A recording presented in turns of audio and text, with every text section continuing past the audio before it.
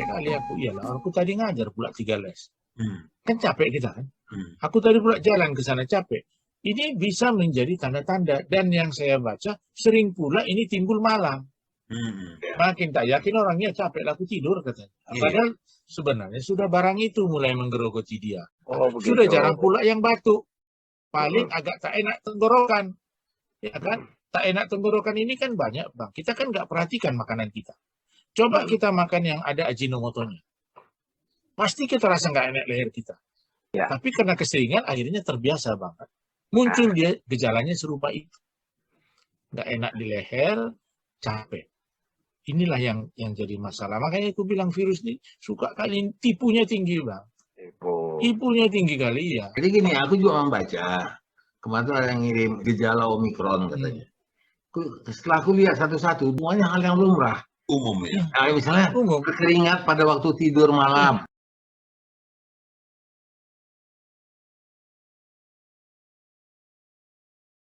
Semua itu pernah kita alami. Iya, iya. Jadi susah kita membedakan mana yang bahaya, mana yang tidak. Tapi aku senang waktu Pantas bilang paling tidak dia lebih ringan dari Delta.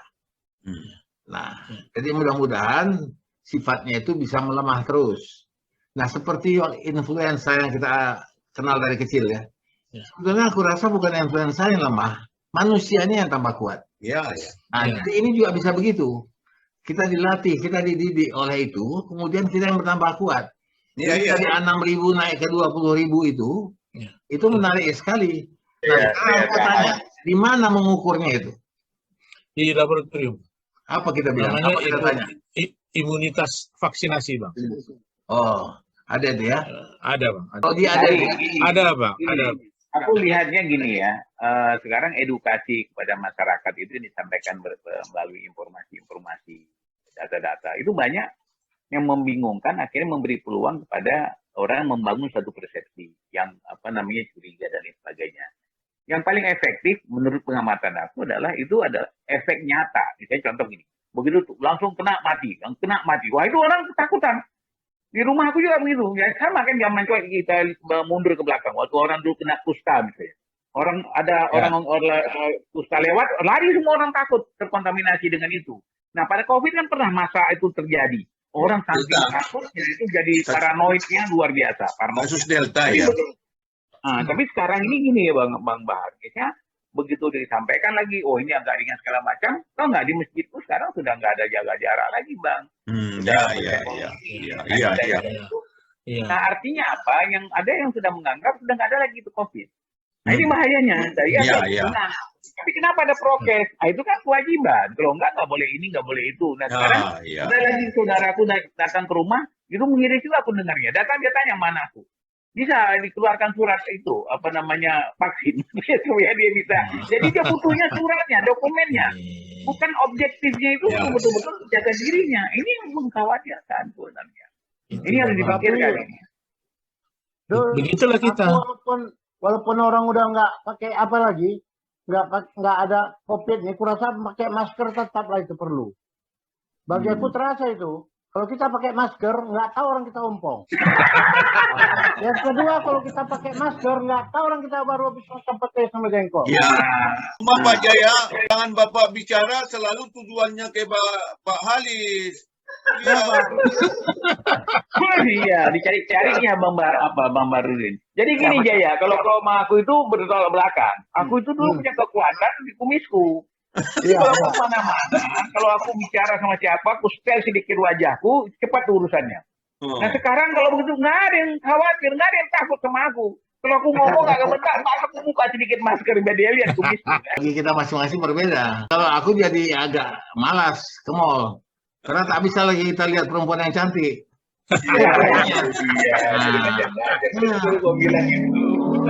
Kalau nggak kan dulu kan duduk di mall tuh nengok aja sebentar. Watching the girls go by katanya. Wah, senang hati. Iya, betul itu, Bang. Betul, Bang. Kita ada yang ditengok lagi yang bening-bening. Yang satu lagi, nampaknya cantiknya, Bang. Cantik nampak. Model nampak. Begitu cakap. Wah, sumping dia. Jadi kesimpulannya gimana ini, Abantas? Ini betul dibilang tadi oleh kawan-kawan, mengatakan bahwa iklim, suasana, yang ada sekarang di Indonesia, aku lihat di Jakarta ya, itu sudah bebas sekali. Mall itu sudah bebas sekali, keluar masuk bebas. Ya, dia pakai yang sekarang petugas-petugas itu juga tidak memeriksa masker atau yang lain.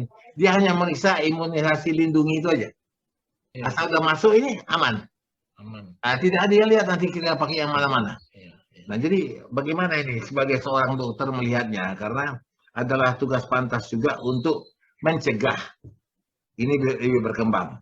Apa saran-saran ke masyarakat yang maaf cakap, ini juga tidak hanya ketidaktahuan, tetapi juga kebandelan. Memang agak sulit tuh Bang, karena kita merubah perilaku.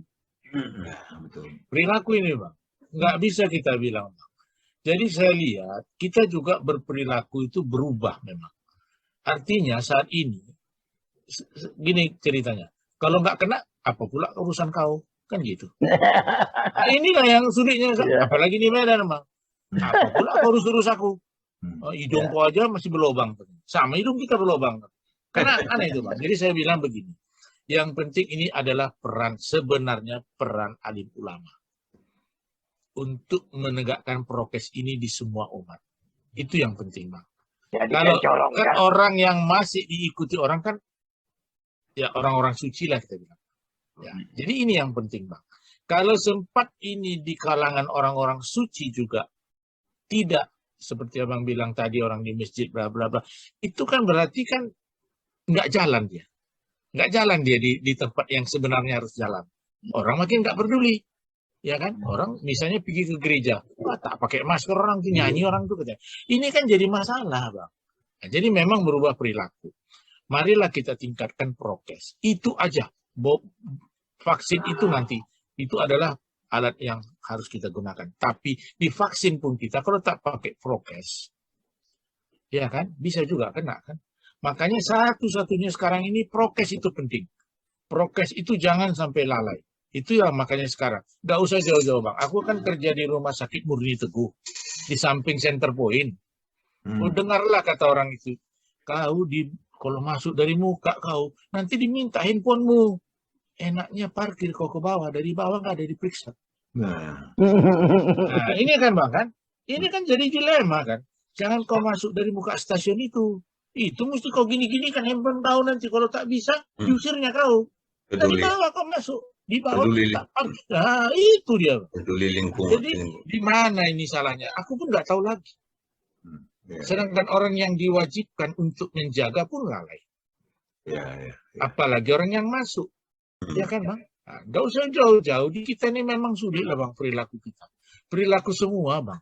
Bukan hanya kita awam. Yang intelektual pun perilakunya jadi terikut dia, terimbas. Betul itu. Atau zaman penjajahan, itu kalau kita melawan, itu dianggap calon pahlawan. Kalau dianggap kita mencuri, itu dianggap pahlawan. Kalau kita mencuri bagi-bagi, pahlawan lagi. Jadi sampai sekarang pencuri masih dianggap pahlawan, koruptor dianggap pahlawan, yang menantang peraturan masih dianggap pahlawan. Itu penjajahan tadi itu. Bukan tanggung itu. Kembali kemari. Jadi kita jaga prokes yang dikatakan tadi. Yang bahayanya misalnya satu rumah nih, satu orang saja yang lalai pulang ke rumah, yang lain semua jaga. Itu bisa menularkan semua yang ada di rumah. Kan ini problem juga. Kita jaga semua di rumah tuh hati-hati betul. Tapi satu orang saja yang lalai itu juga bisa mengakibatkan rumah terkontaminasi di rumah itu. Nah, ini kan berarti harus kesepakatan semua orang harus memahami itu penting. Tapi saya kembali ke cerita Pak Pantas tadi, langsung saya teringat Pak Jaya. Ya, terlalu banyak RO di Sumut itu. Jadi Raja Olah. Jadi di pintu kita siap-siap peduli lindungi. Tahu-tahu suruhnya dari bawah. Ya udah, lewat semua. Jadi gini barangkali ya Pantas. Begitu payahnya kata begitu sulitnya kita untuk mengubah perilaku kan gitu ya. Sebenarnya kalau aku melihat itu sebenarnya dari kondisi keterbukaan ini, para dokter, para ahli kesehatan juga punya pandangan yang berbeda-beda. Yang kita yang di tengah nih mendengarkan dan membaca itu akhirnya akan terbelah gitu. Cuma menggunakan logika mana, apakah saya ikut Pantas atau ikut si X yang pendapatnya berbeda kan begitu. Dua-dua logikanya tepat.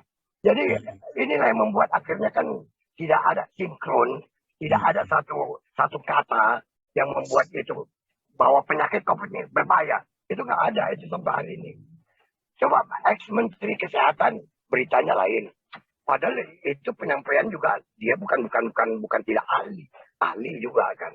Begitu juga barangkali kelompok-kelompok dari Pantas dari ada ahli-ahli juga menyampaikan itu. Sehingga akhirnya kami yang di tengah ini kan bingung orang awam. Itu barangkali pemikiran saya itu Bang Pantas. Ya, gini Bang.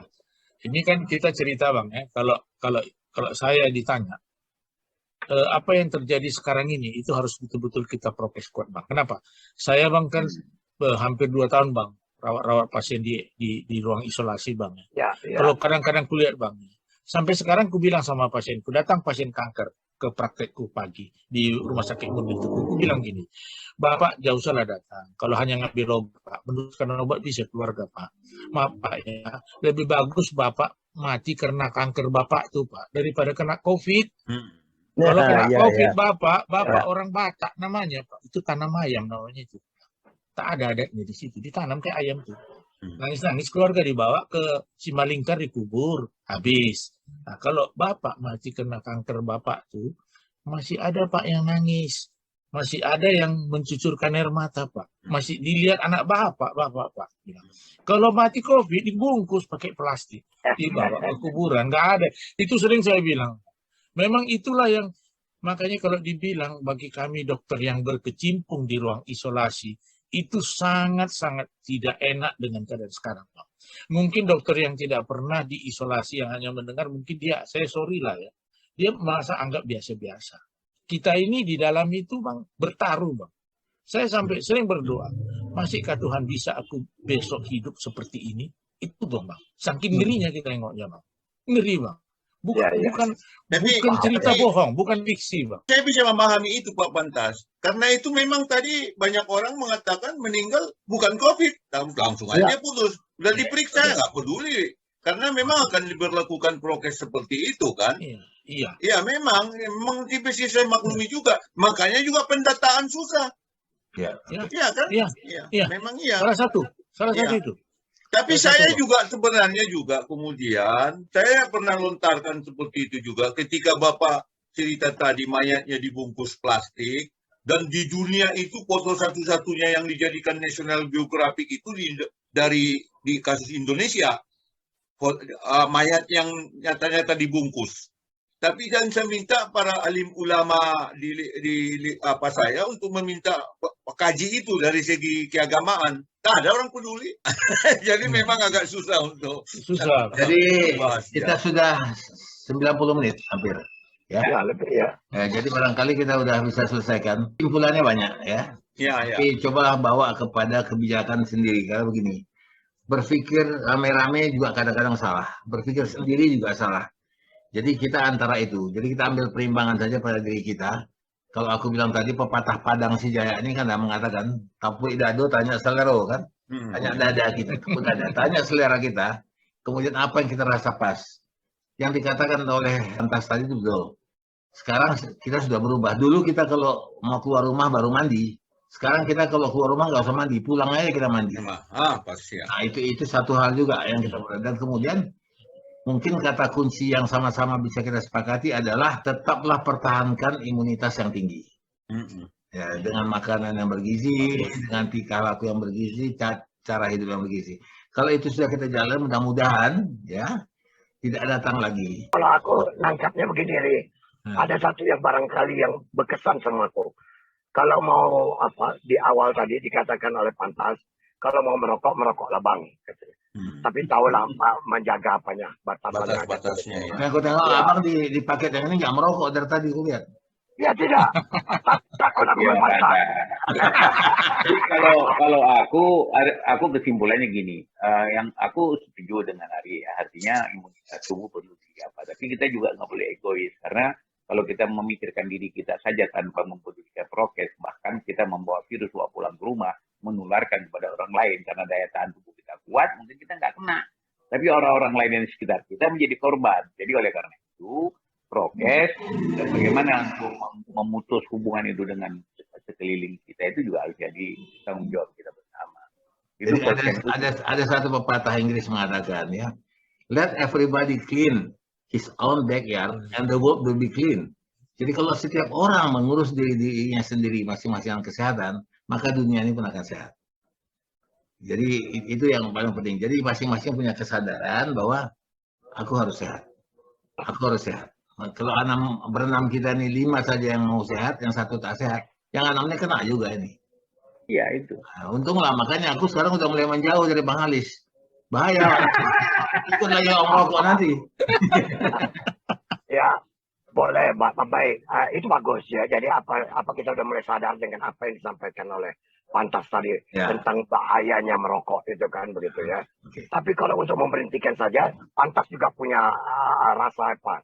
Ya silakan aja, tapi nanti resikonya pun kalian sendiri yang merasakannya. Oke. Ini suaranya berubah pula. Oke. Makasih, Pantas. Menyenangkan sekali bisa bicara. Apalagi tugas Pantas ini berat sekali. Dia dokter paru-paru, dia menangani COVID di Medan lagi. Di mana orang Medan tuh kayak kita kan sama aja, bandelnya sama. Ya. Panggaronnya pun sama. Nah, jadi udahlah. Kita serahkan saja pada masing-masing, jaga diri, jaga keluarga. Assalamualaikum warahmatullahi wabarakatuh. Waalaikumsalam.